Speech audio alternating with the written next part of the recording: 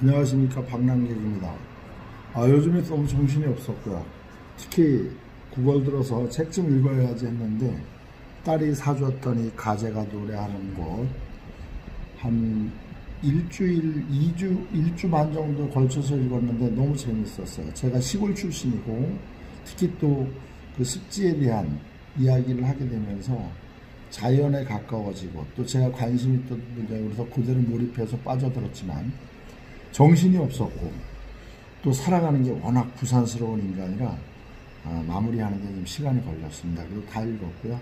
오늘은 간단하게 좀 리뷰해 드리려고 지금 영상을 찍는 건데요.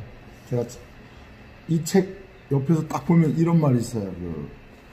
입소문을 타고 계속 화제를 만들고 있는 전설적으로 스터디셀러가 된 책이라 저도 좀 관심 갖고 읽었는데요.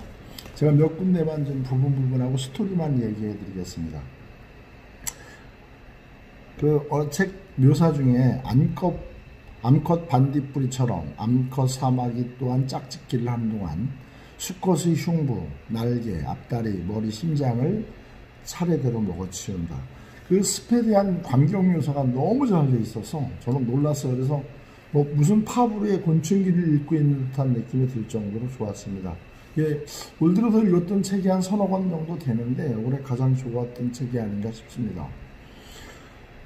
처음부터 끝까지 습지 관광을 하듯 자연 속에 빠져 있다가 이제서야 현실로 돌아왔어요. 그 와중에 바쁘고 막 이런 와중에 매 장면마다 표현된 습지 속에 카야의 생활은 마치 눈앞에 펼쳐지는 듯 생생했기 때문에 읽으면서 지루하진 않았습니다.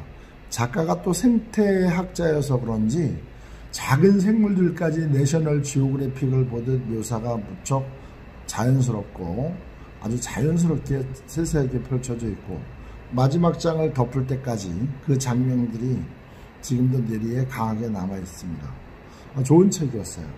아름다운 문장도 중간중간 많았지만 너무 몰입해서 읽는 바람에 제가 이 부분을 나중에 리뷰해 드려야지 표시할 것도 다 잊어먹었습니다. 그 정도로 제가 빠져들었던 책이고요. 이 책의 주인공은 카야의 어린 시절부터 성인이 된 후까지 이야기를 담아놓은 성장소설이며 로맨스이며 추리소설이고 습지소설이고 자연소설이고 인간의 고독에 대한 소설이고 외로움에 대한 소설이죠. 아버지 폭력에 못 이겨 아이들을 두고 떠난 카야의 엄마, 그 뒤를 이어 떠나버린 두 언니들과 큰오빠, 그리고 막내 오빠 조디까지 떠나죠.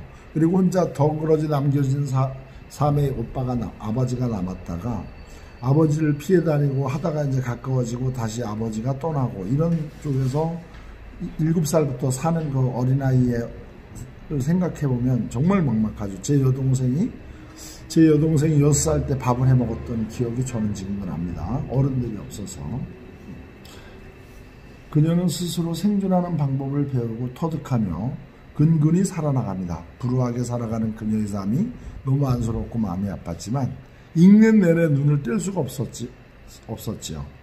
당차게 살아가는 그녀의 모습 또한 예쁘기도 했어요. 그녀는 자신을 이토리라고 생각하며 스스로 가뒀지만 결코 혼자가 아니었고요.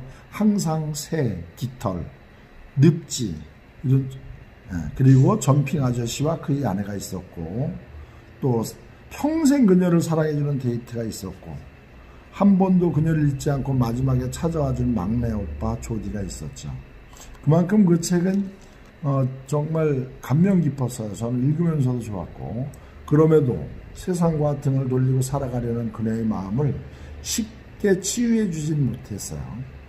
마을 사람들은 그녀를 습지 쓰레기라고 부르며 싫어했고 처음으로 간 학교에서 놀림거리가 되어 단 한 번도 학교에 가지 않았고 그렇게 카야는 마음의 상처를 하나로 안고 너덜너덜하죠. 어떻게 생각하면. 그렇지만 고이 지키면서 잘 자란 거죠.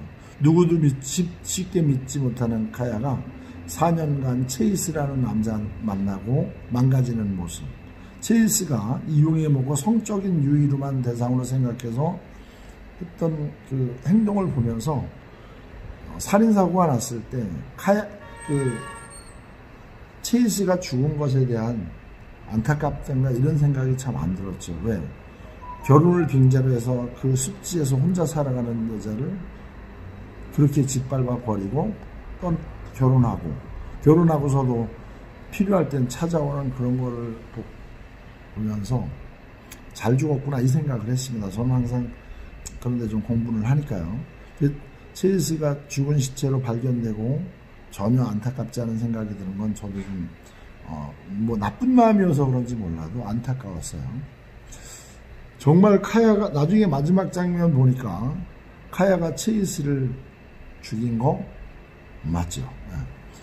과거와 현재를 오고 가며 이야기를 진행하는 동안 카야는 엄청나게 성장을 하고 또 굉장한 성공을 하잖아요. 전 그때 저 감동이었어요. 정말 그 숲에 대한 전문가, 생태 전문가가 되면서 책도 잘 팔리고 환경도 좋아지고 어린 날에 그 힘들었던 것들이 다 보상되어지고 근데 사랑하는 사람 데이트와 같이 평생 살 수 있는 어떤 그런 여건이 됐을 때 안도하면서 마무리를 잘 이루었던 그런 책이었었죠. 그래서 이 책을 여러분들한테 비유해드립니다. 제가 이제 더 이상 얘기하는 것보다 꼭 자연을 좋아하고 이런 사람들을 한번 봤으면 좋겠습니다.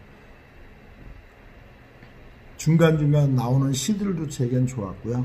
구구절절 다 쓰지 못할 만큼 이야기는 길고 재미있게 묘사되어 있지만 이렇게 마무리합니다. 제가 그 첫 장면을 좀 줄친 거를 또 읽어주고 싶은 게 왜 그러냐면 이렇게 제가 첫 장면이 워낙 인상적으로 이렇게 줄을 쳤는데요. 표현이 되게 좋습니다. 몇 가지만 보여드릴게요. 습지는 늪이 아니다. 습지는 빛의 공간이다. 물속에서 풀이 자라고 물이 하늘로 흐른다. 너무 좋잖아요. 그죠? 물에 비치는 하늘. 꾸불꾸불한 실개천이 느릿하게 배회하며 둥근 태양을 바다로 나르고 수천 마리 흰 기러기들이 우짖으면 다리가 긴 새들이 비행이 존재의 목적이 아니라는 듯 뜻밖의 기품을 자랑하며 일제히 날아오른다. 대부분 문장이 다 시적이고 아름다웠어요. 그래서 이 책을 지루하지 않게 잘 읽었고 오랫동안 제 가슴에 남을 것 같습니다. 특히 작가가 너무 좋아요. 이 작가 이름 델리아 오원스. 정말 이분이 쓴 다른 책을 또 볼 생각이고요. 올해 읽은 것 중에 가장 좀 따뜻하다 그럴까요? 전에 읽은 책도 있고 월든도 있고 근데 월든도 좋았어요. 습지 이야기라. 근데 요거 끝내면서 읽을게요. 이게 우리 딸이 요것도 사준 건데 아몬드. 요거 이제 오늘부터 시작했어요. 감사합니다.